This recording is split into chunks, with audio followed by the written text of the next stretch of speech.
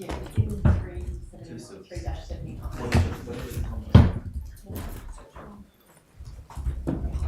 What is Maz, the photo? Yeah. Thank you.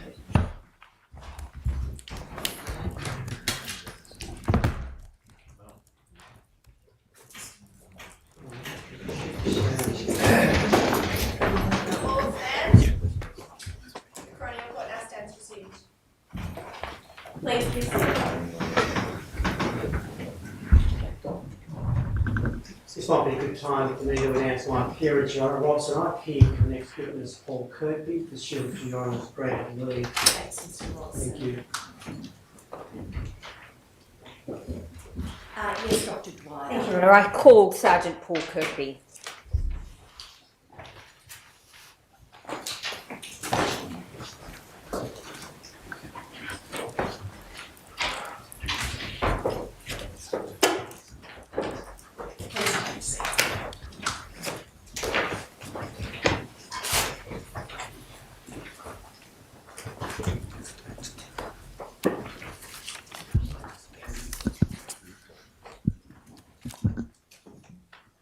Sergeant, do you promise to tell the truth to the court? I do. Thank you. One moment, Your Honour, I'll just post the document. Sorry, Sergeant, if you just give me a moment.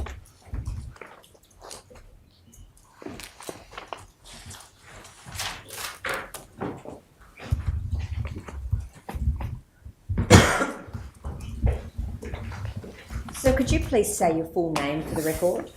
Paul Michael Kirkby.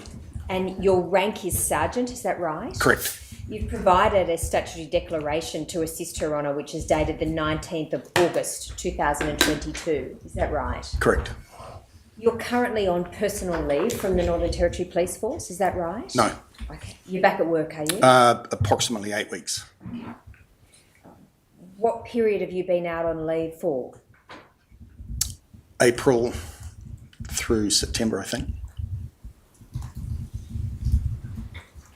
Okay. Let me go back a step to your background within the Northern Territory Police Force. In 1997, you became a member of the New Zealand Police Force, is that right? That's correct. You worked in both urban and rural areas in New Zealand, I did. and you were promoted to the rank of Sergeant in New Zealand in 2008. Is that right? 18? In Oh, New sorry, Zealand. 2008, correct. You spent the majority of your time in New Zealand working in general duties, is that right? Correct. In 2013, you resigned from the New Zealand Police Force and you moved to the Northern Territory. That's correct. And did you become a police officer in the or apply to become a police officer in the Northern Territory soon after you arrived? Or had you arranged that from New Zealand? That had been arranged. I'd made my application and was accepted. What prompted you to move to the Northern Territory as a police officer? Money, to be honest. Okay. So they were A saying, little better here than New Zealand, is it? Considerably. Right. We've had a number of New Zealand or ex-New Zealand police officers give evidence in this Yeah. court. Yeah. is it fair to say also that the conditions for the Northern Territory Police are pretty generous in terms of leave? Yes, I can't remember what it was in New Zealand, but more so here. Sick leave, much more generous in the Northern Territory than it is in New Zealand? Different schemes. People say it's unlimited sick leave here, which it's not really. What do you interpret the sick leave provisions to be here for the Northern Territory? Generous, but if obviously you can't take leave and just not come back, it's leave with a medical certificate, and so there would be interaction between different groups within the police, the wellness, the back to work people. That's probably not their actual name, and the medical provider to get you back to work. Was it seen, or do you recall when you were being recruited to the Northern Territory Police Force, seeing advertising campaigns for the NT Police? It wasn't an advertising campaign. We have a police association newsletter, the same as we do here, and there was a 2-3 page story, I guess, about the Northern Territory and New Zealand police moving. It wasn't advertising. Obviously, they're not going to advertise for us to move. But Included within that story, was there any indication that there was better pay for Northern Territory Police? yeah, I believe so. And included in that story, was there anything about the good leave conditions? I don't remember. Did you have friends in the Northern Territory Police Force before you moved here? I knew one person here. I did get in touch with that person, Who was that? Rob Ingalls. Have you ever served any time in the Australian Army? Or sorry, in the New Zealand Army, I should say? No, Boy Scouts as far as I went. When you came to Alice Springs, you took part in what you describe as an accelerated recruit program. In Darwin, prior How to long prior to getting coming to engaged. Alice Springs. How long did that go for? I think 3 months, thereabouts. So as opposed to the 6 months that you would ordinarily do, it's cut Correct. in half is your understanding. Correct. Do you recall any part of that training involving cultural competency? I think in the statement I wrote that there was a 2-day excursion, and I think we went to Jabiru and then to Owenpelly.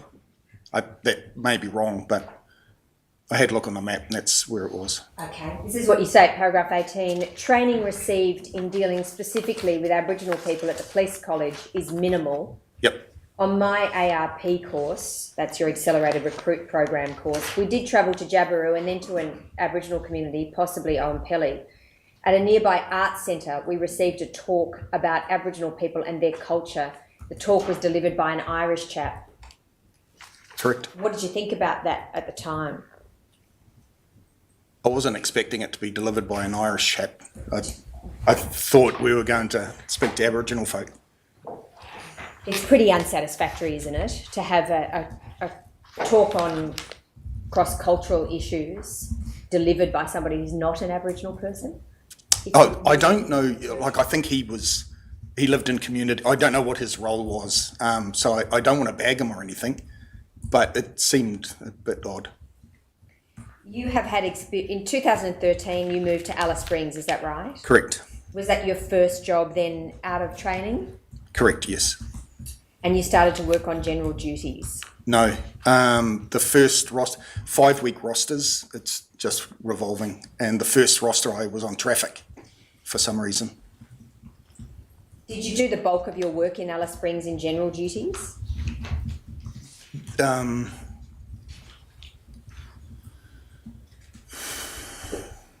I did. Most of my work was general duties, but I did some out and about in communities. I worked, I don't know what they call it now. It was called POSI, point of sale intervention or something like that. And that's when you stand at the bottle shops and kind of man those. And I was either doing that or sergeant in charge or acting up to sergeant in charge of that. You came here in 2013 to Alice Springs. I think you went on leave in September 2019. Is that right? On leave? On some form of leave in September 2019. Does that sound right? That's all right. I'll ask you a different question if it doesn't prompt your memory, or if you have no memory of it. I think I had shoulder surgery. That's what I'm getting at. Oh, okay. You had some surgery in 2019. Is that right? Correct. And you went on leave at that time for the shoulder surgery. For the surgery and the recovery. From 2013 to 2019, were you based primarily in Alice Springs? Yes, I did some work in the Southern Desert region. You've explained in your statement some of the Southern Desert regions that you've worked in. They include Kintore, Correct. Haas Bluff. Correct. You're in Kintore for 2 months, Haas Bluff for 8 months, Gallowinku 5 weeks in the top end. In the top end. That's been since I've moved up there. Yeah. I see. Between 2013 and 2019, what work did you do in remote communities? What did I do, or Sorry. how? Which remote communities did you work in is perhaps an easier. Easiest way, if I just go through chronologically, I went 2013. I went to Kintore. There was it wasn't a broadcast. It was just an email sent out. Someone was obviously going on leave, and there was a position for 10 days. So I put my hand up for that, or I put my name into the hat for that. I think a few people wanted to go. That was for 10 days, and I extended that stay. And you stayed about 2 months, is that right? I think so, yeah. Okay, and then just going chronologically, what other communities? Coming back, I think still 2013, I went to Amampa. That's south, that's getting close to Uluru, a little community there off the Lassiter. And I think I stayed there 5 months. Do you recall other times that you went out bush? It was still in the same time as Amampa. It's still in that 5 months. I think someone had leave over Christmas, and that it was at Tea Tree, which is north of Alice Springs. And I only did 2 weeks there. Back to Amampa, finished my 5 months there, back to Alice Springs. I think then, I don't know what year it was, I went to Alperolam, some people call it Lake Nash, and I think I spent maybe 3 months. From there, I think I went out to, after that, it was to Haasbluff. And you were there for about 8 months. Yeah, correct, about 8 months. Was that all prior to 2016? I think it might have been, yes. I'd say yes. In terms of the Central Desert communities, what was the last, what date roughly was the last time you were in Central Desert communities? I remember coming back 2016. I remember someone in Alice Springs got sick or something, and so I ended up acting up as sergeant on a patrol group. But that I don't know when, but I'm pretty sure it was 2016. Okay. In terms of your experience in remote communities, Kintore was the first one that you went to. Do you recall when you got to Kintore, was there any induction provided to the station? No, the chap that was working there, the sergeant that was working there, had been there 5 years. And he, I think my induction was through him. He basically knew everyone in town. I think one of the first people, do you want me to name names? There's no difficulty if you do. What is it? He introduced me to the ALO, the Aboriginal Liaison Officer, Charlie, or Ringo, Charlie Michael, otherwise known as Ringo. And Charlie's a Kintore resident. I got to meet the elders and TOs, but there was no real induction. There was no sit down and this is what we do. When you say type you thing. got to meet the elders, how did that happen? Pete Stowers, the sergeant, would have just taken me and introduced me. He kind of made a point of introducing me to the... At that stage, I was only there 10 days, but he introduced me to the... And when he introduced you to the elders in the community, was that meaningful to you in terms of the police work that you were going to do? Yeah, it was, because I come from New Zealand and obviously there's Maori culture over there and there's different cultures, but mainly like Maori. There's certain things you have to do certain ways to be, not being blasé, but if someone dies, do you take them feet first or head first out through the door and things like that? Like, just, that's a real simple one.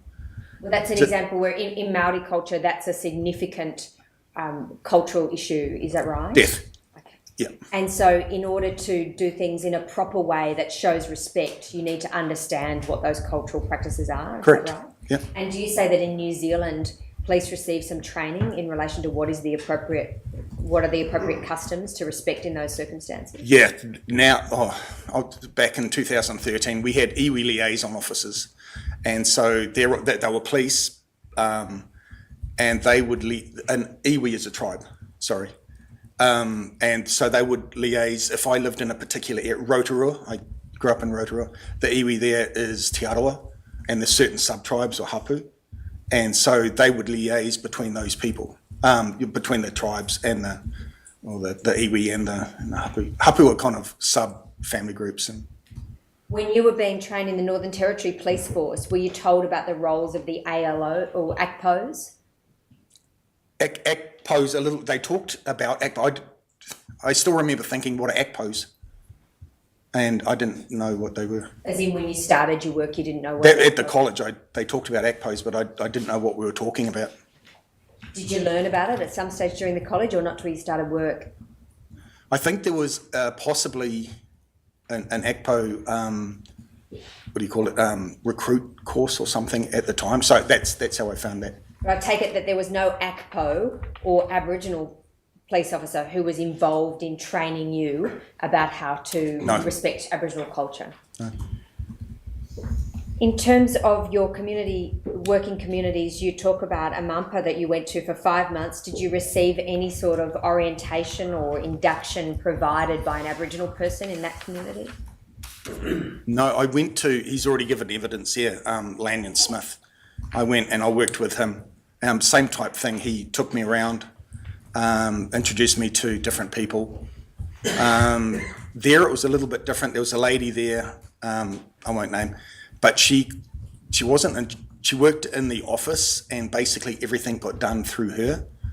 So yeah, she would introduce me to different people. And Was she an Aboriginal person? yeah.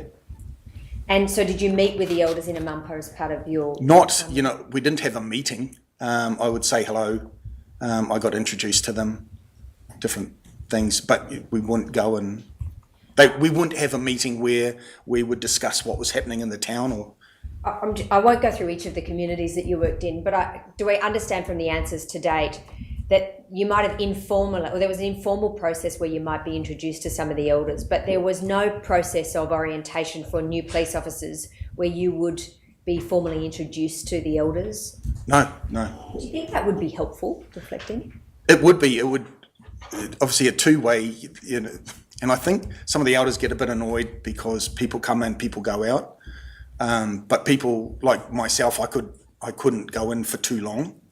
I did relieving stints. I didn't have a gazetted position. And I think it would be a good idea, but I think the elders would probably get a bit kind of tired of people coming at, like if it was kin to, I was only there initially or supposedly for 10 days. But if you accept that that's something that we should be asking the elders about rather than the police officers. In terms of the answer you just gave, I couldn't go in for too long. Why was that? I didn't have. I had two teenage boys, both at high school. One was year 11, one was year 12. So obviously, year 11 when they first came, and 9 or something like that. So I couldn't take them out to community for. I think the gazetted positions were for 2 years. But I could go out for 10 days, 3 months, like that. In terms of are your kids through high school now? Sorry? Are your kids through high school now? 25 and 23. Have you got any interest in working in remote communities? No. No. Why is that? We talked about it. My wife is an auxiliary in the police, and it would be, to get a position, there would have to be an auxiliary position there also.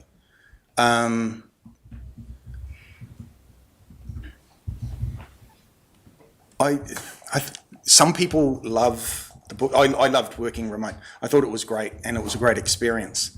You have some people who, like Pete Stowers, who I went to Kintour with, had been there 5 years, and it worked well for him, but I think you are a remote person or you're not.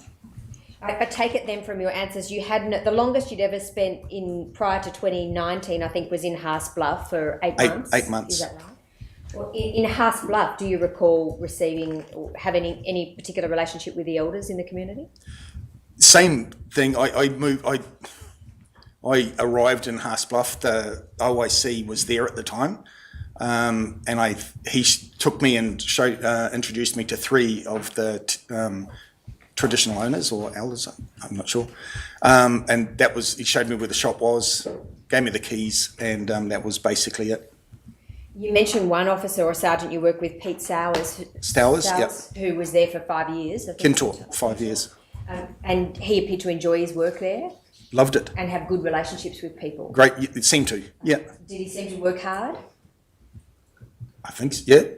Did you respect him as a sergeant of that? Pete Stowers? Yes. I got on, he's kind of he's a ex-New Zealander. Yeah, I really enjoyed working with him. Did you respect the work that he was doing in that community? Yeah. Is there a hesitation? No, I was just thinking what he actually did. Yeah, he was a policeman there, and Was it significant to you that he had good relationships with the community? yeah, he seemed to know everyone. His wife seemed to know everyone, and there was seemed to be a good vibe there. Did he have any particular personal skills that made him well suited to that? I don't know. Well, you observed him over a period of, I think, 8 months. Is that right? No, he was. Oh, Kintor. So this is two. Thank you, Your Honour. So this is the 2 months. Is that right? Initially 10 days, and then I extended it, or I asked to extend it, or they asked me to stay. And was Pete Stowers there the whole time? That 2 months? No, I think he was there part of the time, and then he went on leave, and then the chap who was on leave came back, and I worked with him. What about in Haas Bluff? Did you work with the same sergeant during that time? No, I went out. He handed over the keys, showed me or introduced me to the, I think the 3 TOs, 2 of whom were night patrol, showed me where the shop was, got me to sign over the inventory, and gone. So you were an acting sergeant in that position, is that In right? Haas Bluff, correct. Was it hard work? It was. Not that I went there for that reason, but Haas Bluff was known as, police generally don't say quiet, but it was a nice settled community. And someone said, well, if you go to Haas Bluff, you can study for your sergeants in the evening. And I nearly didn't sit the sergeant's exam because it was just so busy. And so were there call-ups through the night on occasion? Yeah, quite regularly. For whatever reason, we ended up, you would look after or help out the next town, next community over, and sometimes, a couple of times, we'd have to go to Kintor, which is about 3 hours away. So. And was it the same at Kintor that you would often get called up during the night? I can only remember maybe 1 or 2 kids broke into the shop, so that was one. What about in Mumpa? You were there for 5 months. Was that a busy station? Not particularly. It was, things happened there, but it wasn't particularly busy. We did a lot of, you've got the Lassiter Highway, so we did a lot of RBTs. A couple of times we had to go and help out at Uluru. Can't remember where else. We had patrols to Kings Canyon. Every time you go somewhere, it takes 5 hours. So. Would you regard that as hard work? No. That your time there? Oh, it's At hard. Mumpa? No, I enjoyed it, but no, I wouldn't say it was hard. You wouldn't call it slacking off or easy, would you? No. It was just good, solid work days. Is that Yep. right? And what about Upper That was, another good, I enjoyed that one maybe most. I think I was maybe finding my feet there, and no one had driver's license. Well, the kids didn't have, youths, whatever, didn't have driver's license. So we started trying to encourage that, and we tried to have like days when they would come in and we'd go through and teach the road code. And This is what you say in your statement at paragraph 19. I assumed incorrectly that having moved from New Zealand to Australia there would be no form of culture shock. I simply wasn't prepared for the conditions that the Aboriginal people in the local camps and communities lived in. When I flew to Kintor to work there for a short time, I was seriously tempted to remain on the plane and return home. Kintor was filthy and covered in rubbish. There were more dogs than people, and all the dogs looked in such poor health. I believe they should have been put down. I think I nearly cried. It was, I didn't know what I'd done. More so though, like the conditions, the town camps, that was quite eye-opening. Would you describe those conditions as poverty? There were some, you were confronted by the level of poverty. It would be hard to describe it as poverty when the backyard is full of green cans. So were you you're talking about town camps in Alice The Springs? town camps, yeah. I'll come to those shortly. Can I just ask you about your time in remote communities? Okay, yeah. Were you shocked with the level of overcrowding in houses? No, it was eye-opening because I'd never seen that where I came from, it rained quite a lot. The folk in Kintore and obviously the time of year, the beds would all come outside and they'd sleep in the yards because it was just cooler, I think, sleeping outside. And you may have a lot of people like sleeping in the beds all gathered around. But then you would have empty houses where they had moved from to go and sleep with family and things like that. So there was overcrowding in a way, but there were also empty houses where they had moved from. I don't know what that was about, but... Did you learn anything at any time when you're in community about the history of the area in terms of colonisation? Colonisation? Yes. No, I don't think so. Do you know what I mean by that term? Yeah. Okay. Did you learn anything about massacres that had been committed in the areas around? No. And the first one, the Coniston, Yes. I didn't actually know about that until the hearing started, and I Googled it. And Were you shocked to learn that was a state-sanctioned massacre of Aboriginal people in that area in 1928? yeah, that I think was what shocked me most, the 1920s. Did you ever learn anything as part of your training in the Northern Territory about the history of dispossession of Aboriginal people in this area around Central Australia? No, no. Did you ever talk to any of the elders when you were in any community about what their families had felt? No, I talked, probably, I'm not sure if I can talk about it, in Haas Bluff, sitting down with one of the elders. It's saying one of the elders, I think he wasn't an elder of Haas Bluff, he was a TO, but he lived somewhere else, and he came in, and so we sat down, and that was my opportunity. I saw that as my opportunity to find out some stuff. But he didn't talk about disposition or massacres or... When you saw the conditions in Kintore that you describe in paragraph 19 of your statement, filthy and covered in rubbish is what you say about that community, were you critical of the people in Kintore? I wondered what I'd gone to. It was, I didn't know, all the rubbish bins fallen over that day or something, but there was just stuff blowing around.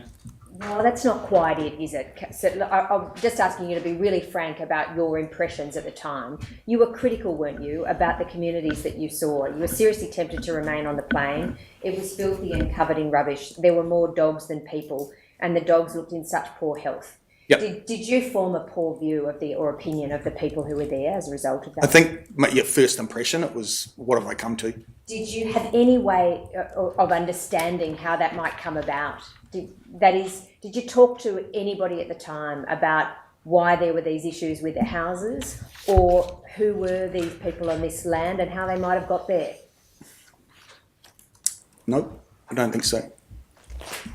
Did you have, do you know what I mean by being trauma informed? No. Have you heard that term at all? No.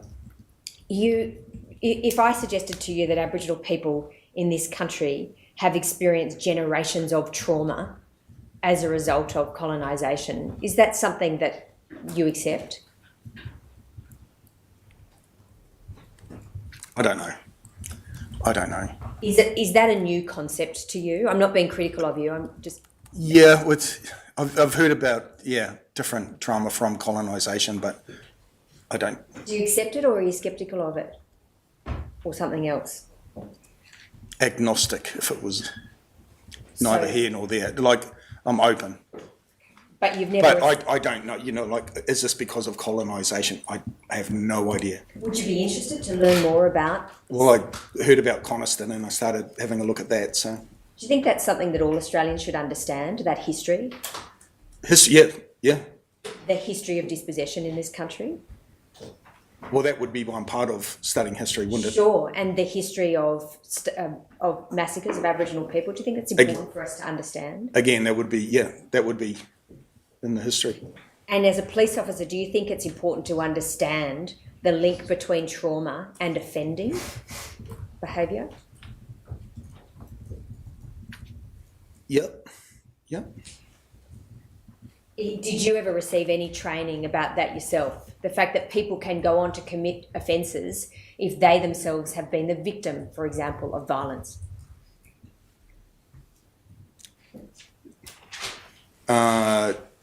Yeah. Is it part of your training? No, probably not.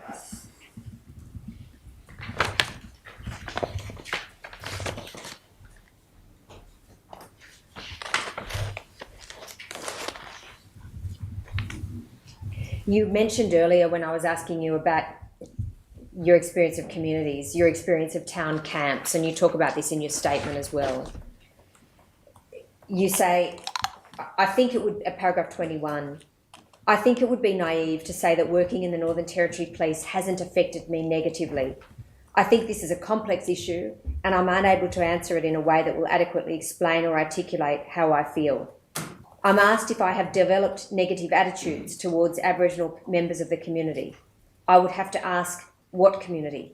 I developed no negative attitudes while working out in remote communities, and you describe them as Kinta or Haas Blood. In Alice Springs, there are Aboriginal people living there but don't come from there. It's well known that due to the liquor laws and restrictions in remote communities, a lot of people decide to not reside in community but in Alice Springs. This was done for the sole purpose of accessing alcohol. I would ask, what community would these people belong to?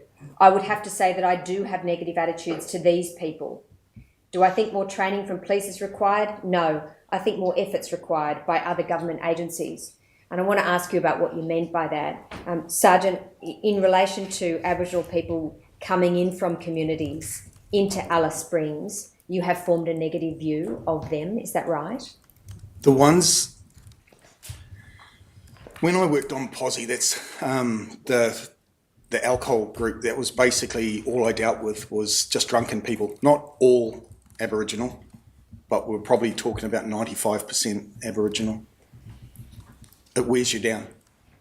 So negative attitudes, you just got, it was day in, day out, and sometimes the same people, and sometimes you would take someone to the watch house and they would say, see you tomorrow, and you knew you probably were going to see them tomorrow. Can I suggest to you that when you're explaining that to Her Honour, you're trying to get across a really important point about your experiences in Alice Springs Police? I know, I am, and then at the start I explained that I probably wasn't going to, or I wasn't explaining it adequately enough or articulating it. I just want to give you an opportunity to really clearly help us understand what it's like from your perspective as a police officer. Did you come into the Northern Territory Police Force with negative views about Aboriginal people living in Alice Springs? No, I didn't. And you're honest in your statement about working in Alice Springs has affected you in some sort of negative way? It would be naive to say otherwise, is that right? Correct. You're telling Her Honour, are you, that working in circumstances where you're having to police many people who are alcohol affected wears you down? It does. That's correct. 95% of the people that you were taking into detention were Aboriginal people, Into is that right? protective custody or to DASA or... Correct. Do you think that can mean that you develop, in some circumstances, unconsciously, a bias about Aboriginal people in this town?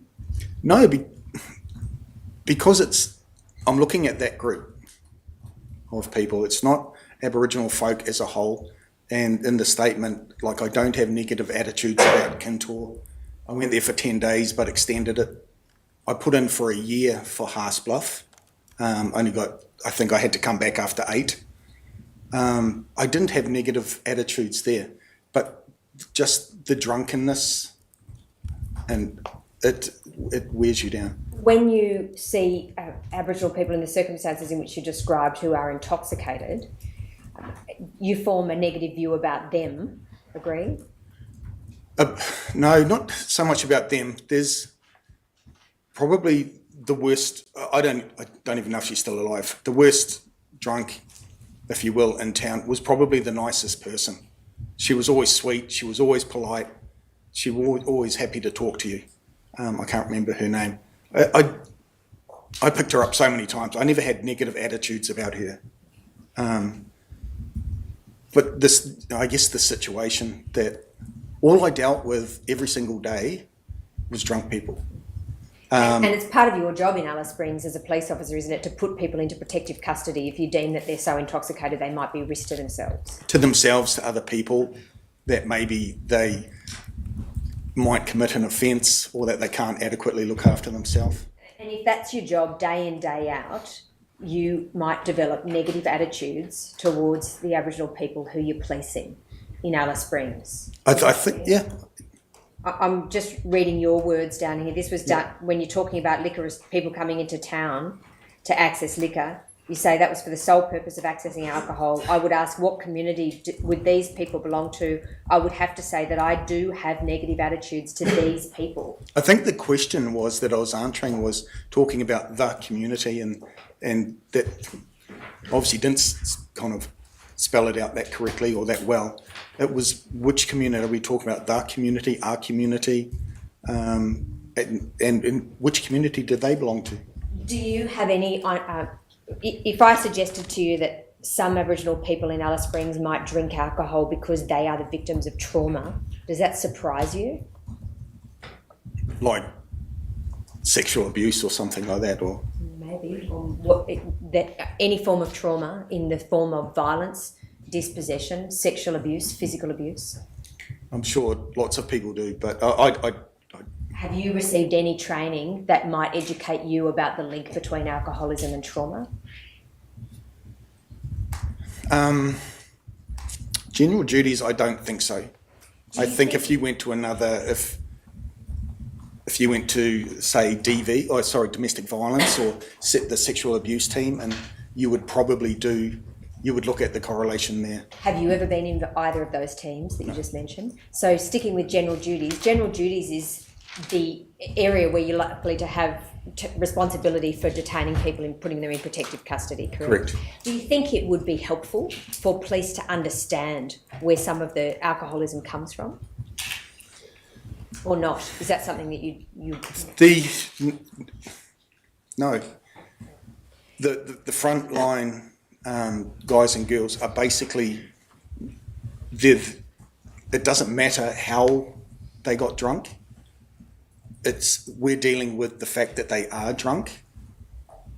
I see where you come from, but the frontline police don't get that luxury. It's job to job to job to job. What you tell Her Honour is that you would have to say, I do have negative attitudes to these people who come into town from community to drink. Would it help, do you think, to address some of those negative attitudes if you understood more about... I think so. You go on to say, I think efforts required by other government agencies. You understand, don't you, that from your perspective, some people are coming into town specifically to access alcohol in a way that they can't access in community? Yeah. And you are concerned by that, is that right? Their need to come into town to get it? Well, no, the fact that alcohol is so readily available in town, the supply of alcohol, are you concerned And it's by that? more so now than it was when I was here. That's what I'm coming to. You're aware, aren't you, that this year the supply restrictions eased, and so it's even more freely available in town, or it's available in town camps now in a way it never used to. I agree. What do you say about that in terms of being a frontline officer who is responsible for... I think the ball got dropped there by some people. We had stronger... The legislation that was in place was obviously only temporary. Would you like to see the ball picked back up again, if it can be, so that restrictions are put back in place, supply restrictions? I'd go further, and I don't know if it was what you were getting at before. We can stop people getting the alcohol, but they're still going to want alcohol. And I stopped people from getting alcohol and they started drinking metho, or they started the hand cleaner, whatever that stuff's called. So it's like, it's got to go, we can stop them, but they're going to get something else. So how do you stop that? So you've got to go further than that. But I don't think that I'm a frontline police officer. The people who pick up the drunks off the street are frontline. Someone else has got to do that. police will work in with them, I imagine, but again, I'm just a sergeant. When you say in paragraph 22, I would have to say that I do have negative attitudes towards these people. Do I think more training from police is required? No. I think more effort's required by other government agencies. What are you talking about in terms of the efforts that you would like to see? Education. Education and not educating those people not to drink, but they've all got kids. Their kids aren't going to school. What about programs to help Aboriginal people deal with any underlying trauma? Think that might be helpful? Yeah, I don't think I couldn't comment with any knowledge on it, but yeah.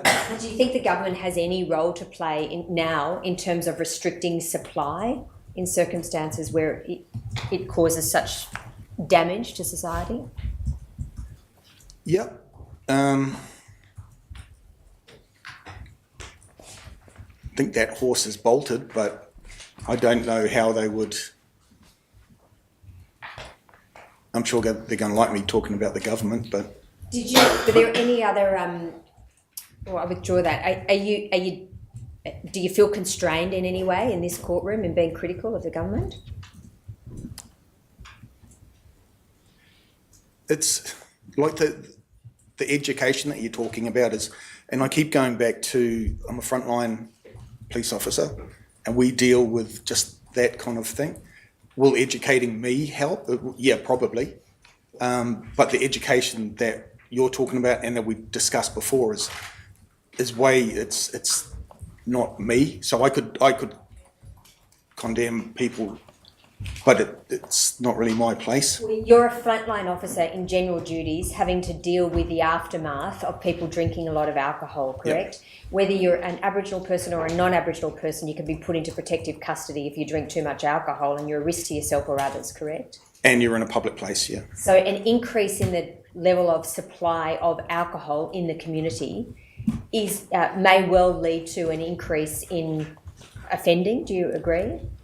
I agree. Would you be interested to see the statistics on that as a frontline police officer who's got to deal with the aftermath?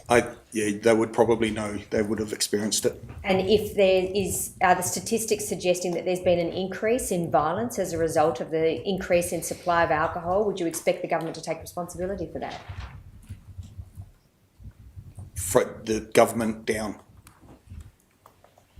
I'm going to change topics and ask you about your work with Constable Rolfe in Alice Springs. You met him sometime in December 2016, is that right?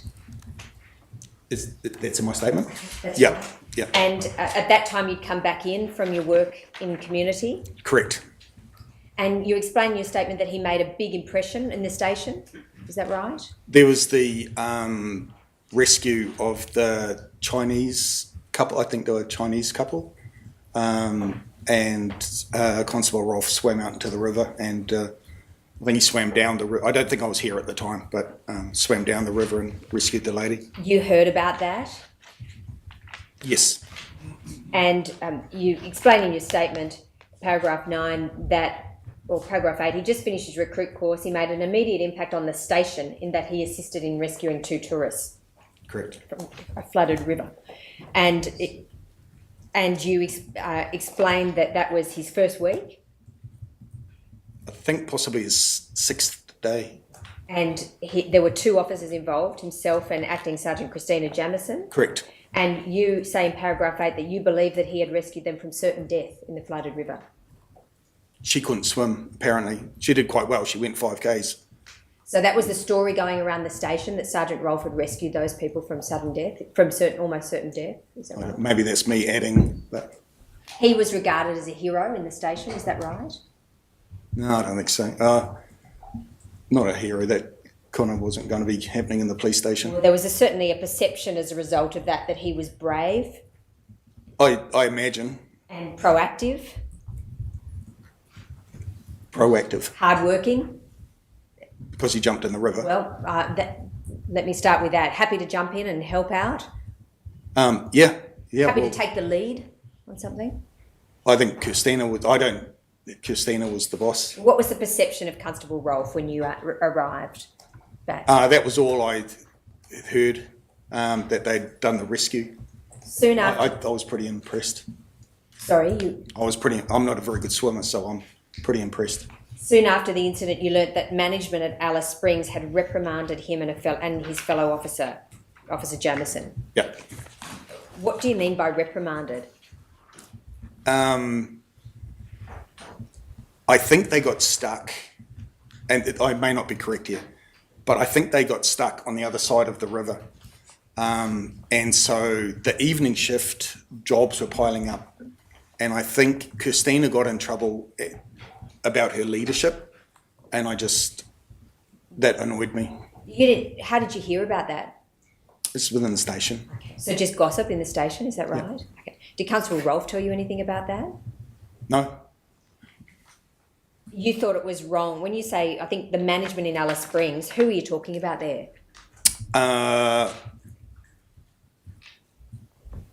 I'm not 100% sure who it was.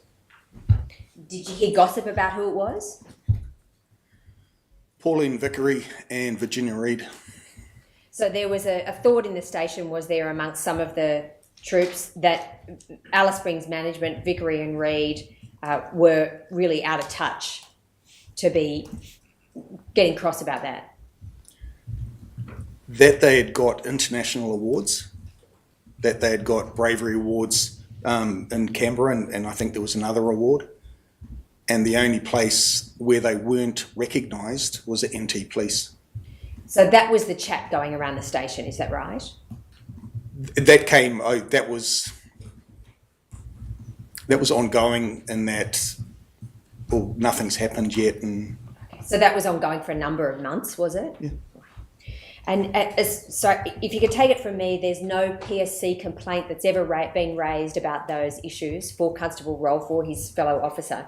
So as far as you knew, any Alice Springs management response, you just found out about that from chatter in the station? Correct. And was there a general view while you were there in the period after December 2016 up until 2019 that management in Alice Springs were out of touch? No, we had some good managers, Was there... or the leadership team within the station. Some were good. Was there a general... were you aware of a lack of respect for Vickery and Reid? Not... I got on... I don't know her very well, but I got on quite well with Virginia Reid. I don't know what her rank is, but I think she might be a super now. Can you answer my question, which is, were you aware of an attitude towards Vickery and Reid, which was a bit contemptuous? Maybe Superintendent Vickery. And that was a number of people in the station, is that right? I believe so. And that was the whole time from about 2016 through to 2019, was it? I don't know how... Yeah, I would say that. And what was that based on? What was the perception that you heard about? You've got a problem. Make an objection. Sometimes someone is particularly good in a role, in a job, doing a job. But sometimes, I guess, and if the perception was that maybe they weren't particularly good in that role. Did Vickery have a role in overseeing use of force or complaints? I suppose so. She got made up to super, so yeah, she would have. Was there was she resented for that? Well, I'll withdraw the question and ask that again. Did you hear any words used in the station or gossip around the station that suggested to you that she was resented for that? No, not really. You would have heard people generally, officers in your patrol group, for example, complain about the way use of force was managed or disciplinary proceedings were managed? Which patrol group is that? Any patrol group. That I was in. Yeah. What was the question again, sorry? There's a sense, wasn't there, in Alice Springs Police when you were there between 2016 to 2019, that police were being picked on a bit for the use of force? By other police? By management? No, I don't think so. Really? You had no problem at all with the disciplinary process? Well, No. man, that's really. That's, No yeah, that's a problem at very. all. I withdraw the question. Were you aware of anybody complaining about the process of overseeing use of force events? Not the process, no. The response to use of force events, the way they were dealt with? Were there complaints about that? By management or by PSC or by... By officers you were working with in the station? Yeah. Were there complaints about the way that Not that I management know. would deal with it? You worked with Officer Rolfe on a number of different shifts, is that right? I don't know. You don't recall them? Well, I don't know how many. I don't think Did there you was... work with him on more than one shift? I think I did a posse shift. I think we were in the cage together. I think that's the only one I can remember Did you come to form an opinion about him as an officer? from that one shift. Or from any interactions you had with him around the station? I think it wasn't even an interaction. I was just watching. Something was happening and I wasn't part of it, but Zach was, he was making decisions. How about we do this, we can do this. And he took charge and I was really impressed. So he was proactive, he took charge, Correct? and that was from your posse shift or something? No, I don't, no, sorry, that wasn't, I don't know, I can't remember that posse shift, but Was that from some other I incident? remember the posse shift because I remember one or two things happening. From the one that you just told us about where Zach took charge and I was a bystander of, and so I was able to watch. I couldn't tell you what it was, where it was, but I remember he had his back to me, but he was kind of there was a few constables around. when you were out on patrol with him, is that right? No, I had nothing to do with them at that stage. I don't know when that incident was.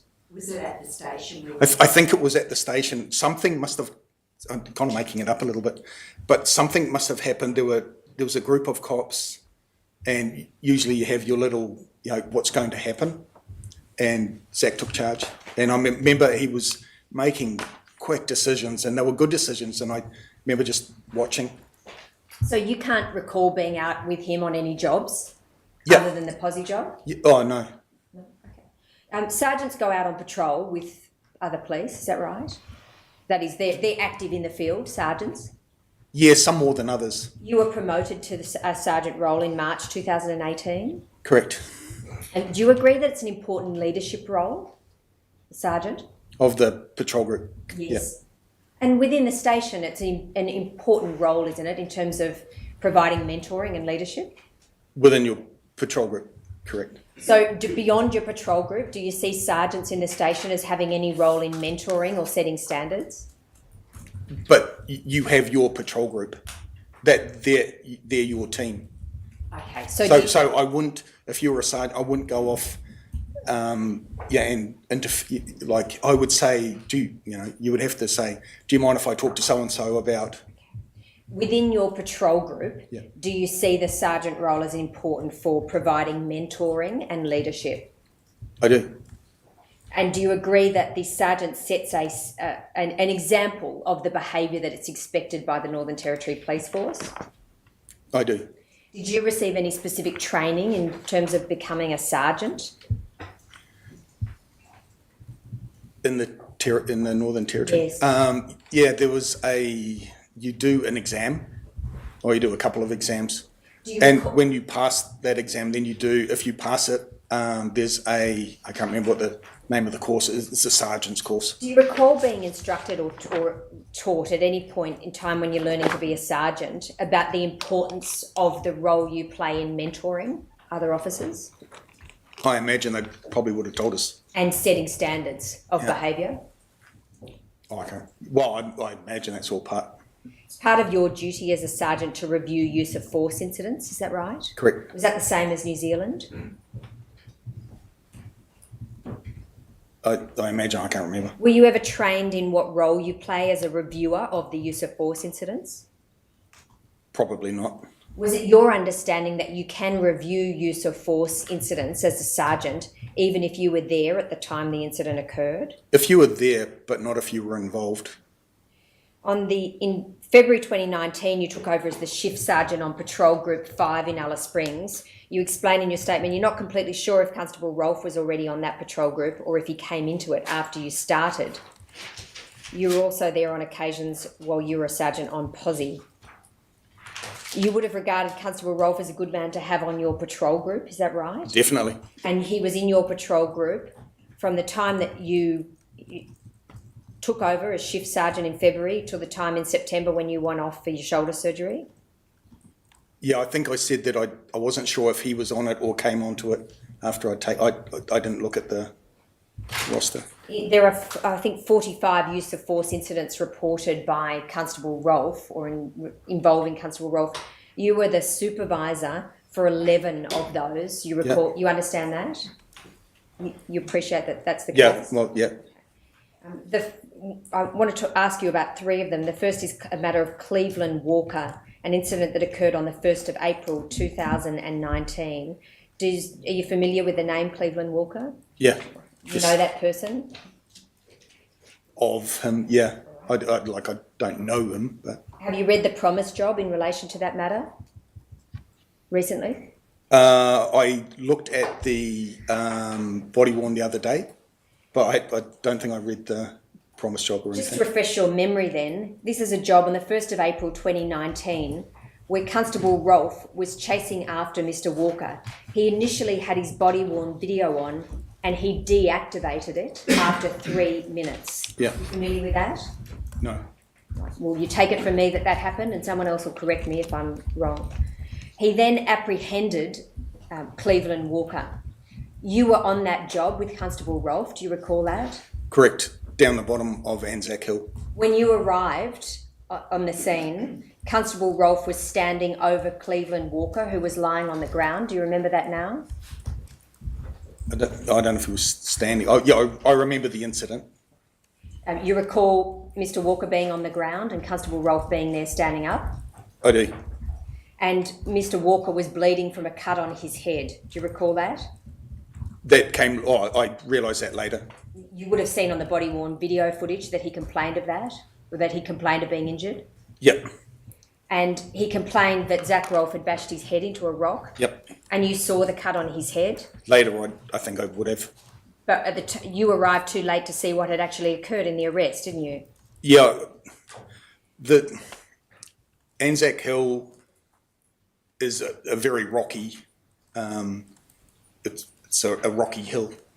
And Cleveland, there were a number of police up the top of Anzac Hill. It's quite high, and we were on the St Philip's side.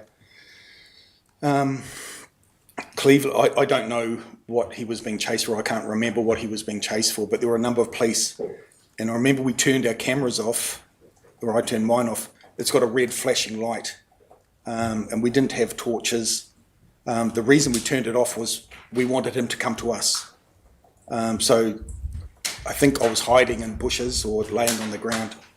And then Cleveland, sure enough, has come down the hill towards us. Did you turn your body-worn video footage off yourself? Is that right?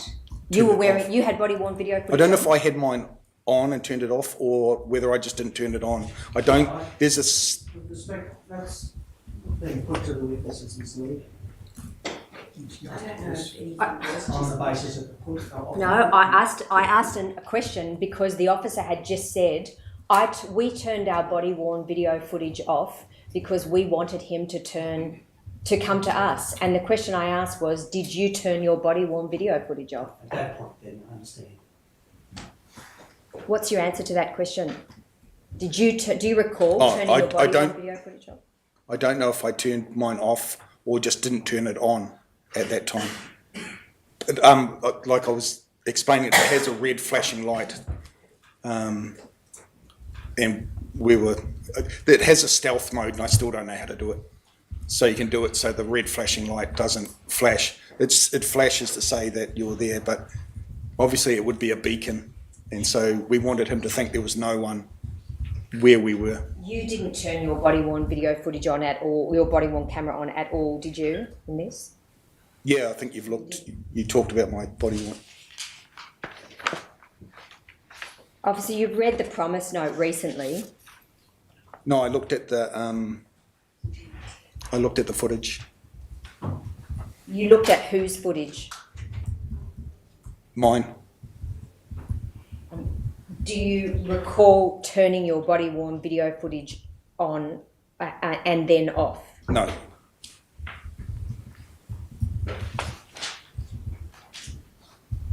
Do you recall making any decision in relation to your body-worn at all that night? To activate it or not to activate it or to turn it off? The decision was to delay because the light. And then obviously I made a decision to turn it on because I turned it on. Your Honour, I'm going to set some footage up to play. Might we have a short break? Sure. Just have the afternoon break, which is about 15 minutes. All stand.